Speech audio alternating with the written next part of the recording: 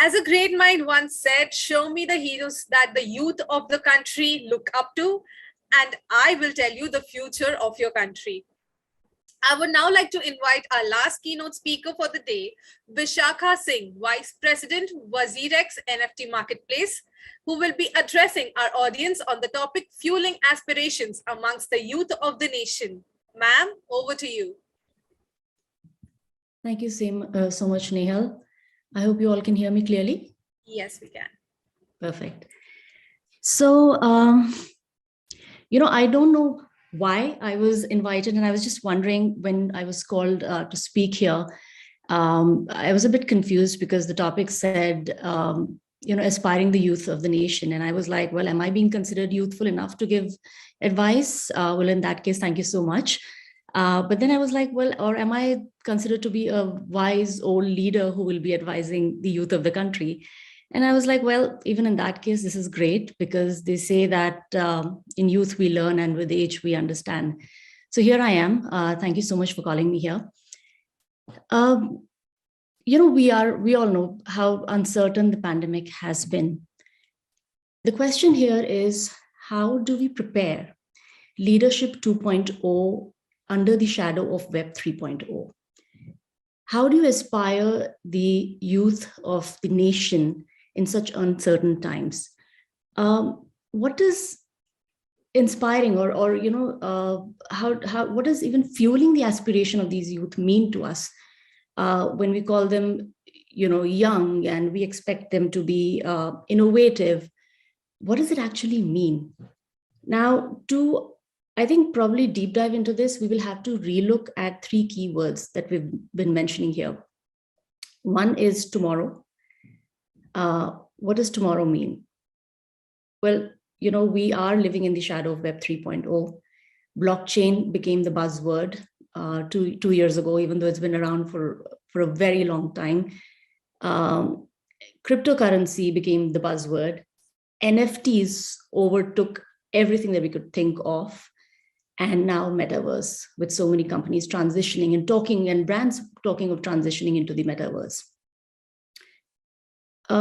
When we talk of leadership, we generally have this mindset that leaders need to be quick thinkers, need to be, need to have innovative thinking, should be agile, adaptable, problem solvers, etc., etc.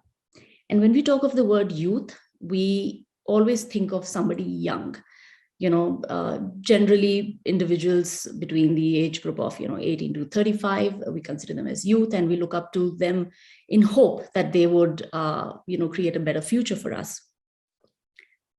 I think we need to basically wipe the slate clean here.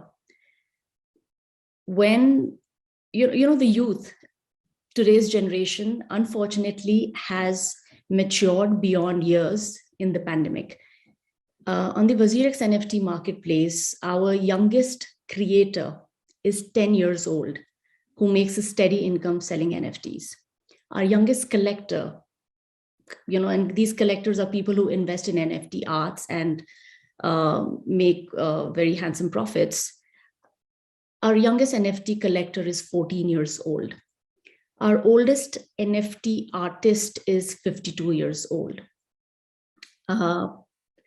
So it is very difficult to define youth in preset parameters that we had earlier. When we, the youth of the country are already prepared. They have access to internet, they have access to self-help books. When the pandemic hit us, it was this generation that drove the blockchain revolution. It was this generation, Gen Alpha and Gen Z, that figured out solutions in the pandemic, while sitting at home, switching on YouTube, learning, and understood how to use blockchain. The NFT revolution, in fact, was propelled by the pandemic, by these bunch of young individuals who figured out solutions, figured out that art galleries and creators basically who knew that art galleries had shut shop and that they had to now figure out new ways of connecting with their audience. It is the hard work and the innovative thinking of these young individuals that has opened up the blockchain ecosystem in a much wider way to all of us, across industry segments. Now the question here for us to answer is, are we, the present set of leaders, prepared for tomorrow? Aspiring the youth will happen only if we, that is my generation, I always say that my generation is caught between the old and the new. We are the ones who are the bridge between the old and the new. We are the ones who are transitioning, because the youth have already learned.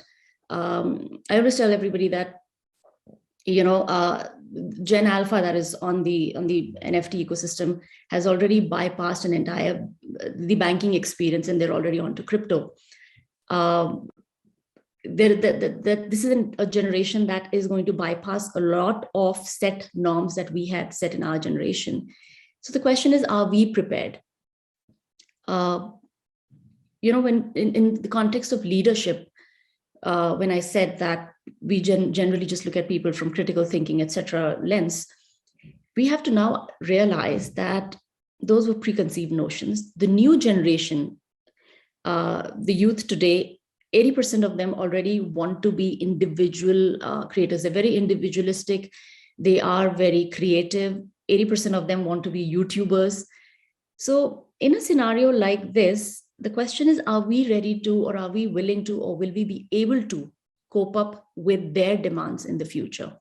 Will we be able to match up to their level of expertise in future? This new generation, when we talk of leadership today has comprises of a lot more than just previous notions that we had. Today's young leaders understand the benefits of work from home. They believe in remote working. They understand in the growth of the global community. These are global citizens who are going to take Web 3.0 to another level altogether. So I think the bottom line here is that it is my generation of leaders who are transitioning in this pandemic and moving on to Web 3.0, who will now have to unlearn everything we have so far, start on a clean slate and relearn. We will have to, in the future, foster more empathetic relationships with our team members, the young leaders who we want to train and to take on bigger responsibilities. We have to foster more transparent relationships with them. We have to treat them as stakeholders, as an equal. We will also have to ensure that little things like an open channel of communication, like simple things like telling them about financial literacy, etc., will make a lot of difference. Because earlier the working style has been very outcome driven. I think now we will see even process being rewarded. And talking of process, we will also be looking at productivity. Productivity will no longer mean putting in 10, 12 hours of work and then expecting to be rewarded. With Germany and UK, etc., moving towards a 4-day week, we will see the demands of this new generation or youth would also shift to probably working less, but working smart. And it is our generation that needs to be ready to accept that. So working from home is a reality. We will have to give them flexible working hours. We will have to have an open channel of communication. We will have to ensure that we invest in making them learn about financial literacy so that they can flourish, not just in the work that they've taken up, but can also grow, learn the basics of financial literacy and have various streams of incomes. And talking of various streams of incomes, I think moving forward, we will also see our own team members not just having one jobs. Everyone will have maybe one or two other jobs. And I think leaders like us should be open to that kind of a working scenario in future. So yes, as of now, that's all I have to share. I think we are on a great path. There are almost 109 million people in the blockchain ecosystem. There are about 15 million crypto users in the country. There, the world's NFT population is 0.009% of the internet population. The world is booming, and I think it's us who need to now transition into this phase together with the youth of the country. And again, one final word, when we talk of youth of the country, I think we really, really need to seriously redefine what youth is. 62.5% of India's population is between the age group of 15 to 59. And as I said, our youngest creator is 10 years old in the country. Nika's founder is 59 years old and she's already a billionaire. I think we will really need to relook at the word youth, because anybody who can contribute significantly to India's growth can be considered a youth, and youth is at the end of the day state of mind. And we will need to relook at senior leaders who would probably want to shift into a different sphere of working or taking on a different role altogether, and probably even nurturing senior talent and consider them as youth if we want to develop leadership in the Web 3.0 shadow. And that's it from me. Thank you. Thank you, ma'am.